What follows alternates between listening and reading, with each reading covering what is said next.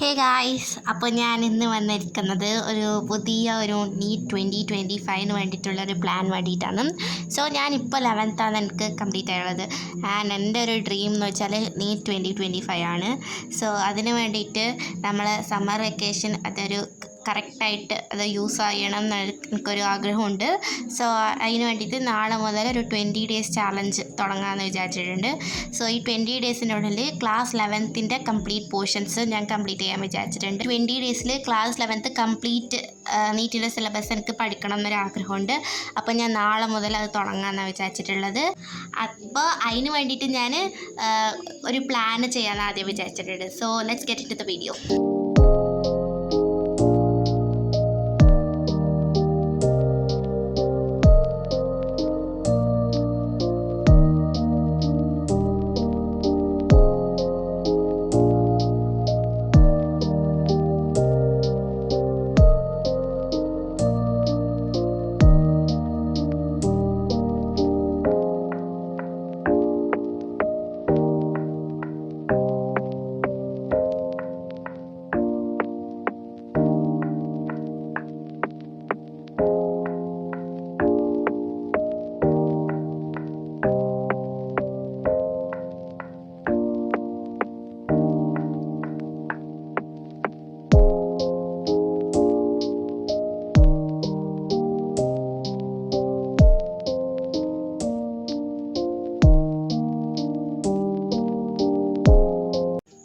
അപ്പോൾ ഞാൻ ഡേ 1 വിചാരിച്ചിട്ടുള്ളത് കെമിസ്ട്രി ആൻഡ് ഫിസിക്സ് പഠിക്കാനാണ്. ബയോളജി ലാസ്റ്റ് പഠിക്കാനാണ് വിചാരിച്ചിട്ടുള്ളത്. സോ ഡേ 1 കെമിസ്ട്രി സെക്കൻഡ് ചാപ്റ്ററും ഫിസിക്സ് ഫസ്റ്റ് ചാപ്റ്ററും പിന്നെ അതേപോലെ ഞാൻ എല്ലാം എഴുതിയിട്ടുണ്ട്.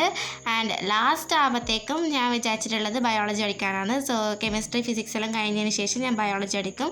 അതിനോടൊപ്പം തന്നെ NCERT റീഡിങ്ങും ചെയ്യാനാണ് വിചാരിച്ചിട്ടുള്ളത്. NCERT റീഡിങ്ങും ഉണ്ടാകും. കാരണം ഞാൻ ഈ വർഷം 11th ഞാൻ NCERT തുറന്നു നോക്കിയിട്ടേ ഇല്ല, എക്സെപ്റ്റ് ബയോളജി ഞാൻ കുറേ നോക്കിയേനെ. പക്ഷേ ഫിസിക്സും കെമിസ്ട്രിയും ഞാൻ തുറന്നു നോക്കിയിട്ടേ ഇല്ല.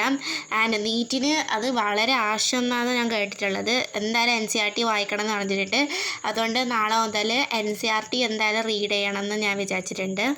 പിന്നെ ഞാൻ ഡേ 15 വരെ എഴുതിയിട്ടുള്ളൂ. ബാക്കി 5 daysും ഞാൻ 11th സിലബസ് വെച്ചിട്ട് മാത്രം മോക്ക് ടെസ്റ്റ് പോലെ എഴുതാനാണ് വിചാരിച്ചിട്ടുള്ളത്. പക്ഷേ അതിൻ്റെ പേപ്പേഴ്സൊക്കെ കിട്ടുമെന്ന് എനിക്കൊരു ഡൗട്ടാണ്. ഞാൻ ക്വസ്റ്റ്യൻസ് പ്രാക്ടീസ് ചെയ്യാനുള്ള ബുക്ക് ഞാനിപ്പോൾ കാണിച്ചു തരാം. അപ്പോൾ ഈ ബുക്സൊക്കെയാണ് ഞാൻ ക്വസ്റ്റ്യൻസ് പ്രാക്ടീസ് ചെയ്യാൻ വാങ്ങിച്ചിട്ടുള്ളത്. ഇതാണ് കേട്ടോ ആ ബുക്ക്. സോ 36 yearsൻ്റെ എല്ലാ ക്വസ്റ്റ്യൻസും ഉണ്ട്.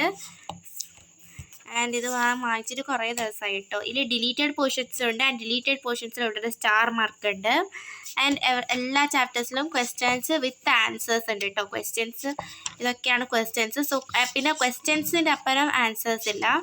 അപ്പോൾ ലാസ്റ്റ് ദിവസം ഞങ്ങൾ ആൻസേഴ്സ് എല്ലാം ഉള്ളത് വിത്ത് എക്സ്പ്ലനേഷൻസ് ഇതൊക്കെയാണുള്ളത്. ഇത് കെമിസ്ട്രി അതേപോലെ തന്നെ ഞാൻ ബയോളജിക്ക് വാങ്ങിച്ചിട്ടുണ്ട്. ആൻഡ് ബയോളജി അതേപോലെ തന്നെ എക്സ്പ്ലനേഷൻസ് ഒക്കെ ഉണ്ട് കേട്ടോ. എല്ലാത്തിൻ്റെയും എക്സ്പ്ലനേഷൻസും ഉണ്ട്. ആൻഡ് പിന്നെ ഞങ്ങൾ ഫിസിക്സിൻ്റെ ഇതും വാങ്ങിച്ചിട്ടുണ്ട്. ഇത് ഞാൻ കുറേ യൂട്യൂബിലെല്ലാം നോക്കിയിട്ടാണ് തന്നെയാണ് വാങ്ങിച്ചത്.